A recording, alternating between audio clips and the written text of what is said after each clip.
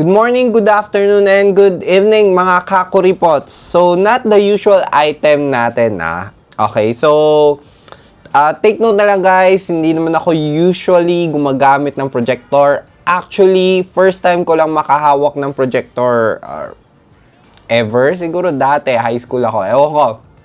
Pero yun nga, kwento ko na lang sa inyo ang experience ko sa inyo na pinadala ng XGO-D.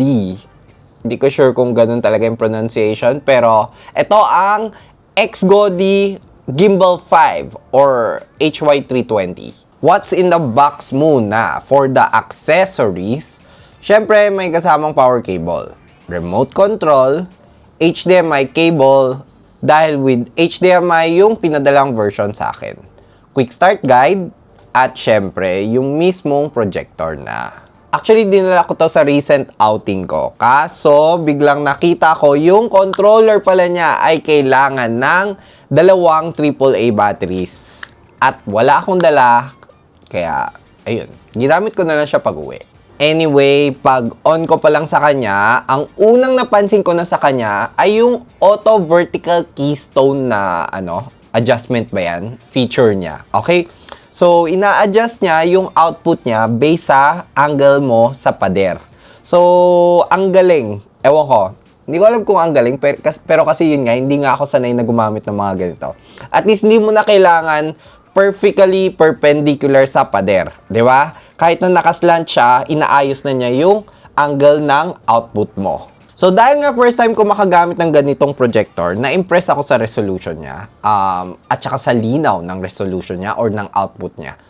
1080p daw to, at saka ang optimal projection distance niya ay nasa around 1.68 meters. So, ginamit ko siya ng around 1.7 to 1.8 meters. Para sa akin, malinaw naman siya. Okay naman yung resolution niya. Pero may na-encounter lang akong isang issue. Tingnan nyo dito sa side na to, hindi ganun ka-focus.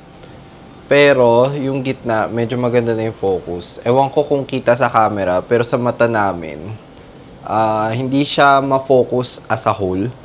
Siguro, ayan So, ngayon, ayan, pinalitan ko yung focus, maayos na dito sa left side. Pero yung gitna, hindi ganun ka-clear. So, siya naman yung naging blurry. Ayan. So, parang isa sa issue nakita ako. Next is yung speakers naman niya. Okay? So, nasa puwet ata yung speakers niya. Mga, siguro, nandun ata. Okay? So, for me, para sa size niya, isipin mo, isang ganito kalaking projector, Yeah, kita mo niya naman, nahahawakan ko lang siya. So, magaan rin siya. Magaan para sa isang projector. Pero may bigat pa rin siya. Okay? So, yung speakers niya, for me, pwede na. Okay, so kasi yun nga, hindi naman ako nag-expect sa speakers. Pero yun nga, pakinggan nyo na lang. Okay, so mag-testing naman tayo ngayon kung gaano ka-okay ang speakers niya. Okay, so yung speakers niya, nandyan lang ata. Not so sure kung saan yung bukasan. So pakinggan natin ngayon. Okay, so yung mic is nasa chest ko rin. So, feel ko fair na rin naman yan para marinig nyo kung maganda ba. So, nasa harap ko lang itong projector. Good morning, good afternoon, and good evening, mga kakuripots. Okay, so ito ang Razer Viper V3 Pro. Joke lang. Hindi. Siyempre, kita nyo naman sa thumbnail natin, okay? Ang Attack Shark X11. Okay, so ito ang best-selling budget mice natin. Mouse pala, singular lang. Recently, okay? So, bakit nga ba? For obvious reasons. Okay, so pwede na yun. Kamusta naman yung mic niya? At nakita nyo rin yung sample. Actually, pag nanonood na, di ba? Malinaw naman. Hindi mo ganun ka mapapansin na may isang side medyo malabo, may ibang side okay. So, ayan, kamusta naman siya sa inyo? So, kung nakukulangan pa kayo sa narinig nyo or sa sample ko, okay, don't worry, sa likod naman, meron siyang 3.5mm jack na may parang, alam niyo yung headset na logo. So, feel ko, pwede rin saksakan to ng speakers. Tapos, meron rin siyang HDMI sa likod pa, at saka USB port. Okay, so yun pa. So, may tatlo siyang mga ports.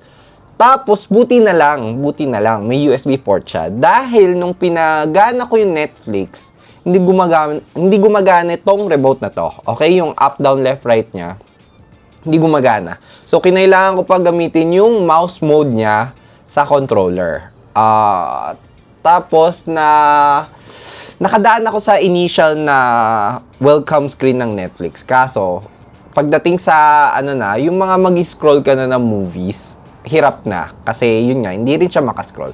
Buti na lang, gumagana pag kinabitan mo siya ng mouse. Okay? So, akin, kinabitan ko siya ng wireless na mouse. Okay, so dongle lang kinabit ko, gumana na yung mouse. So ayan, nakikita nyo rin na nag-i-scroll ako gamit na yung scroll wheel ng mouse. Buti na lang gumagana ang mouse. Kasi kung hindi, medyo sobrang hirap mag-Netflix So search mo lang yung title, ganun ka lang makaka-Netflix.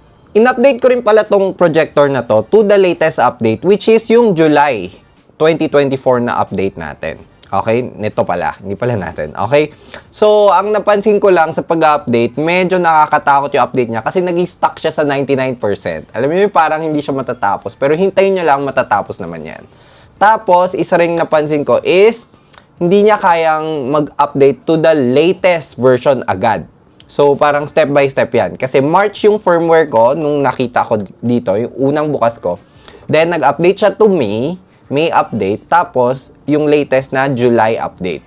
So, yun lang naman, maliit na bagay, pero yun nga, mas maganda siguro pag syempre, di ba, nakakadiretso ka na sa latest update. Actually, nung una, hindi pa nga gumana yung auto na date and time. Okay, so, nung March version ko nung in-update ko na to July version, okay na siya, gumana na yung auto niya.